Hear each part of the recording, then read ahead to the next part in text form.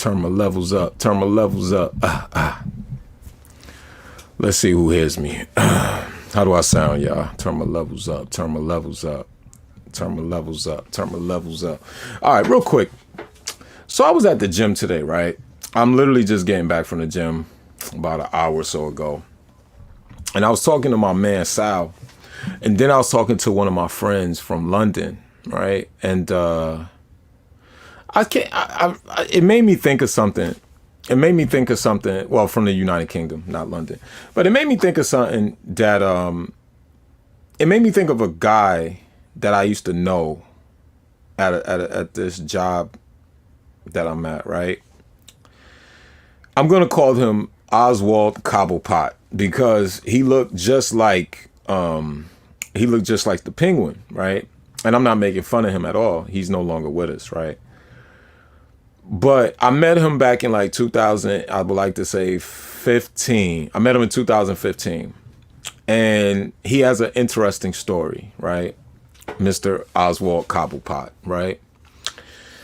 His story is something that I really thought about while I was at the gym. Because I was thinking about some of my friends. I was thinking about a friend of mine who, you know, relationship. Two of my friends learning something that I learned a long time ago, right? And that is women have no empathy at all, right? Women are nurturers, right? Your mama is your nurturer. Your mother is your first teacher, right? You play outside, you fall and you scrape your knee. Your mom put the Band-Aid on and she kissed it. Your father might spit on it, right? But are women empathetic? No. I don't care what woman tells you. If she's not attracted to you, if she's not totally into you, she's not empathetic. Period. Right? Now, women can be honest and agree, or women are not as empathetic as men, right? And I think the reason why men are more empathetic is because most men know what they have to endure on a daily basis just to survive, right? America doesn't owe men sympathy, nor does it show men sympathy, right? America could care less. Here's my point. My point is, I'm gonna tell you the story about Oswald Cobblepot, right? Oswald Cobblepot, his father, right? His father left him about $250,000, right? Now, you can look at Oswald Cobblepot, this dude, right, and tell that he didn't have luck with women at all. Like, he's not the tallest guy, and he's shaped like Oswald Cobblepot, the Penguin, right? He had like a boxy head, right? And another thing he was very emotional. He once told me, you know, Andre, I pride myself on emotion. I was like, Negro. He wasn't a Negro, but I said, bruh, stop it. Why am I saying this? So let me tell you a quick story about Oswald Cobblepot. He took his life. Why did he take his life? His father left him $250,000, right?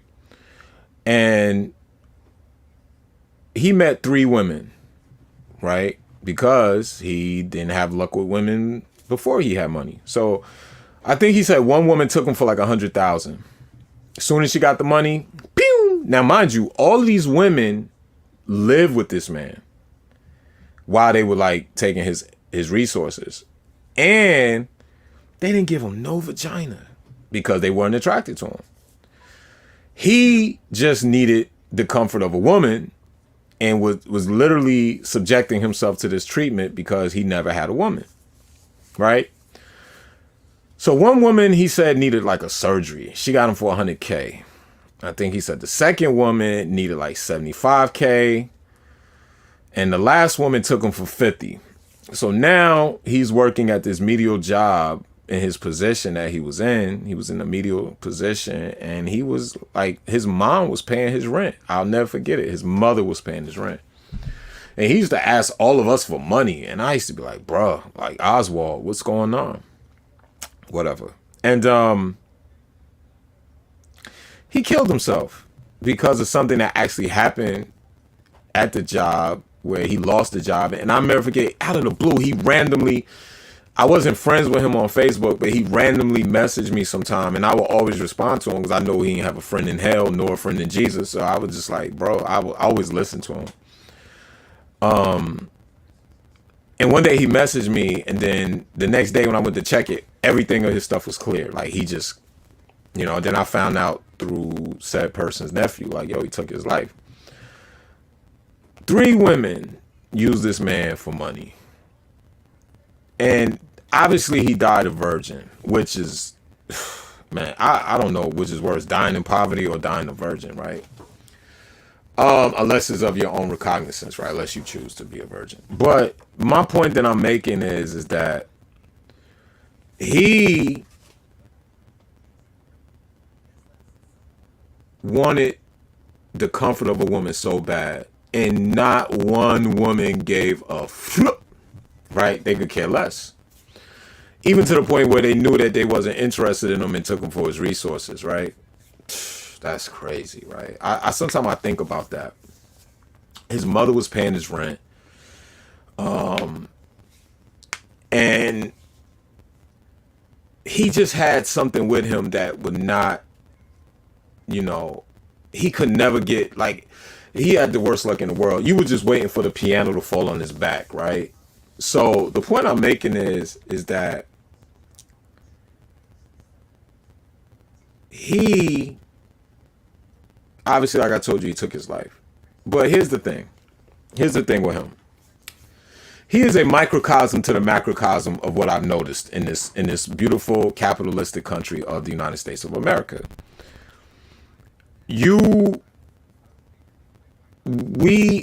I think sometimes we don't understand the difference between being nurturing and being empathetic.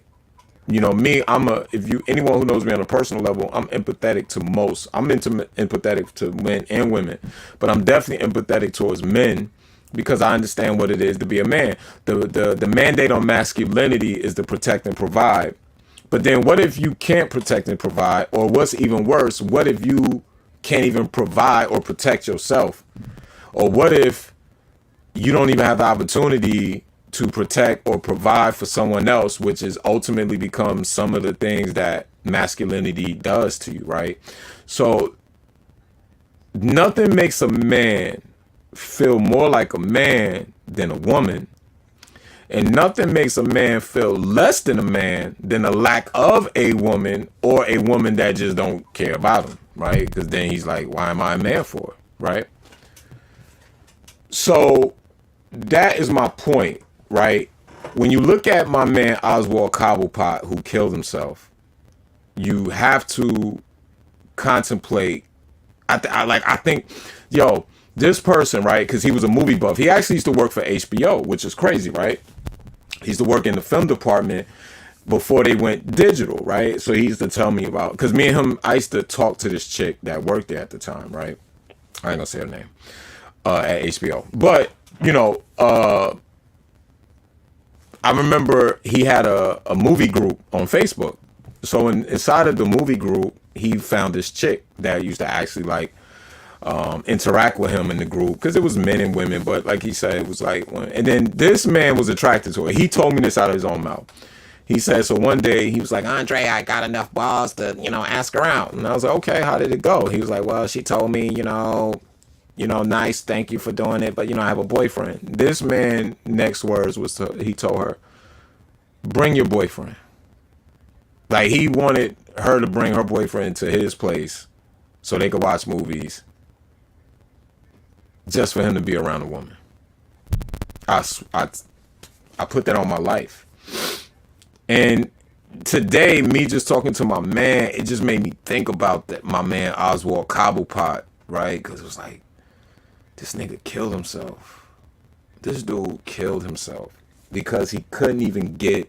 First of all, he couldn't get on his feet financially after inheriting $250,000. And his sister inherited like 100 plus a Land Range Rover from the father. And I'll never forget, he said, my sister won't even answer the phone for me. So why am I saying all this? Like, he just really couldn't catch a break. And I think that sometimes when you look at the totality of it all, is that men don't have no one to empathize for them, right? And like I said, nothing makes a man feel more like a man than a woman. And nothing makes a man feel less than a man than a lack of a woman, or a woman who doesn't care that he's a man. You know, the moral of this story is, guys, like, in 2023, it's not going to be easy. But if you're between the ages of 25 and 35, you have to have a laser focus on what is it you really like. My 20s, I could afford to mess up, and I can afford to like play basketball all day and go to work and go to sleep and all that goofy stuff. You can't afford that if you're in your 20s now. The way America is in a hyper form of capitalism. It is in a hyper form of wealth calcification. That if you don't learn how to get to the money early to create a compounded type of income, you're never going to have money. And especially if you procreate. I'm letting you know right now. See, I'm not one of those goofy black people that say, oh, it's never right time to have a kid. Yeah, you're lying. That's just weird. Don't let no one lie and tell you that. But what that taught me during that time, right, is that you never really have the opportunity, right? You can't take L. So 25 to 35, get you a plan. Listen, y'all, men, be honest with yourself. Women want aesthetically pleasing men, period, right? I'm not aesthetically pleasing, but I also don't care. Like, I don't care. If I was on a report card, if it grade me, I'm a C minus maybe. I don't really care, right? But the point I'm making is, men, don't sit here and think that the dad bod in 2023, especially if you're 30, I don't even care if you're 40, and maybe if you're 50, women are not looking for dad bods no more. That's just the truth. That's where society has gone. Number two, women are creatures that you cannot let be bored. Boredom is like kryptonite to your relationship. I've had 2 women last year, and I'm talking about towards the end of the year, who came to me and said their husbands bored them and they wanted to leave their husbands, right? And both of them technically left them, from what I know. These are the same men that they fell in love with. So what? Why are they bored, right? You cannot. Women are creatures of comfort, but they're not creatures of boredom, right? So men, even in hypercapitalism, even in wealth calcification, you have to find a way to stay aspirational and to have like that. You ever remember Rocky? You ever notice in every Rocky movie he's defeated, but Adrian would come and say something? You remember part 2, which was my favorite. Part 2 and part 4, which were my favorite ones. Part 2, she has the baby. She goes into a coma. She wakes up and he said, I don't want to fight. I got to fight Apollo. And she said, I just want you to do one thing. He was like, what's that? And she was like, win. Right? And he won. That's why at the end he said, Adrian, I did it. Look at part 4. He goes to Russia. She first doesn't want him to go to Russia. Then he's training and she appears in the middle of Siberia and she says, I'm with you all the way. Right? And then Rocky wins, right? It's the same thing in life, right? Guys, I'm telling you, don't let Oswald Cobblepot be you, right? Listen, the Quran says, and I'm not a Muslim, but the Quran says, carry your sword and tie up your camel. What does that mean?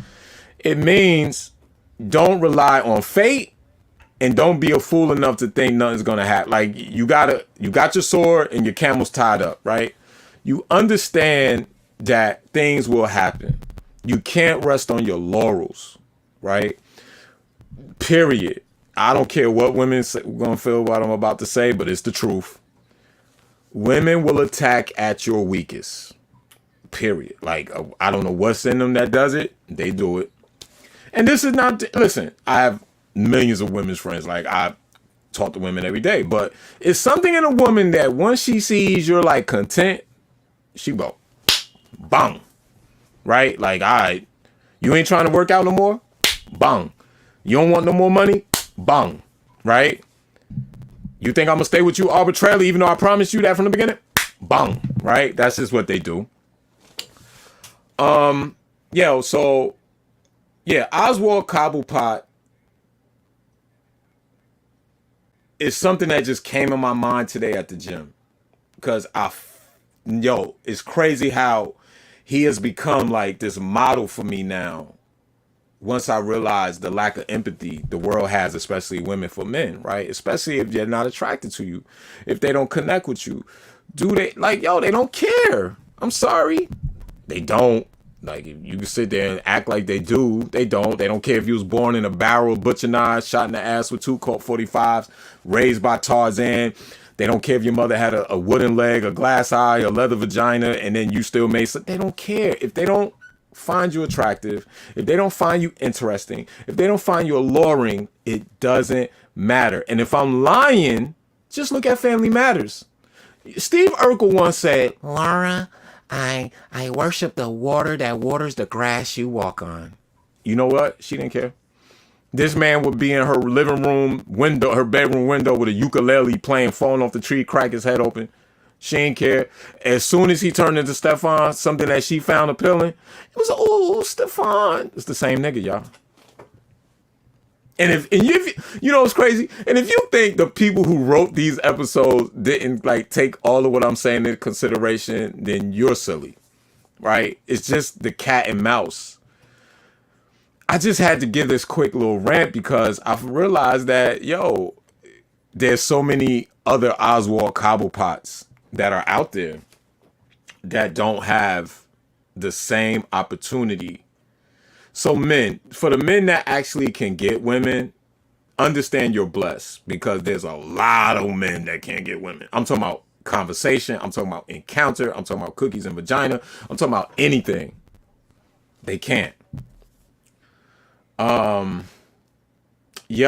Like, this is a true story, man. I think about him all I don't think about him all the time, but I thought about him today. So I really wanted to say that, because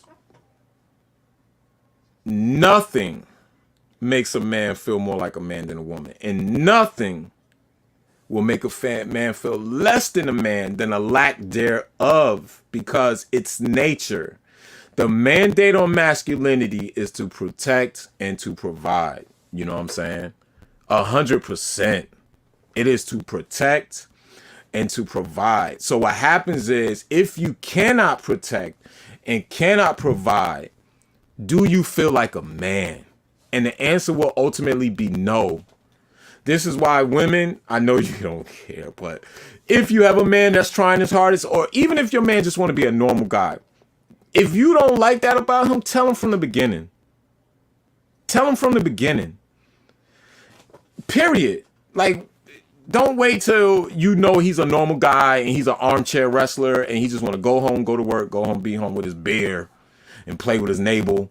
If you know if that's who he is, right? Let him be that, or leave him from the beginning. Don't let him become comfortable. That's just my rant for today. Women are nurturers. They're the first teacher of the children. They're the raiser of the family, right? But the bottom line is,